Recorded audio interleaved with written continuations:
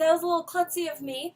I'm Bella Swan, and I'm here today to do some book recommendations from my favorite books. Some of my favorite books are classics. The first book I'm going to recommend is Sense and Sensibility by Jane Austen. I really love this book because one of the main characters in the book is named Edward, and that reminds me of my boyfriend Edward. The next book I'm going to recommend is Pride and Prejudice, again by Jane Austen. And the last Jane Austen book I'm going to recommend is Mansfield Park. That's another one of my favorites. And one of the characters' name is Edmund. That also reminds me of Edward. And what those three books have in common is that my boyfriend, Edward, was born in that time period, so it reminds me of Edward. The next book I'm going to recommend is Wuthering Heights. This is one of my favorite books. Edward really doesn't like it, but after we had a discussion about it, I talked him into liking it. This book is primarily about Catherine and Heathcliff and how they love each other. But Catherine identifies as a monster because although she loves Heathcliff, she decides to marry somebody else and breaks Heathcliff's heart. And then she ends up dying at the end. But again, like me and Edward, love never dies. The next book I'm going to recommend is Romeo and Juliet by William Shakespeare. This is another one of my favorites because it's like me and Edward. It's our story. Romeo and Juliet are from two different sides of the tracks. They can't be together. Their love is forbidden. That's like me and Edward because Edward's a vampire and I'm a human, and it's almost impossible for us to be together. In Romeo and Juliet, Juliet's family has decided to marry her off, but she loves Romeo so much that she ends up trying to run away with him, so she poisons herself but doesn't tell Romeo, and she's given herself a sleeping potion. So when Romeo goes to the meeting place to find her, she looks dead. Heartbroken, Romeo decides to kill himself. Then Juliet awakens and finds Romeo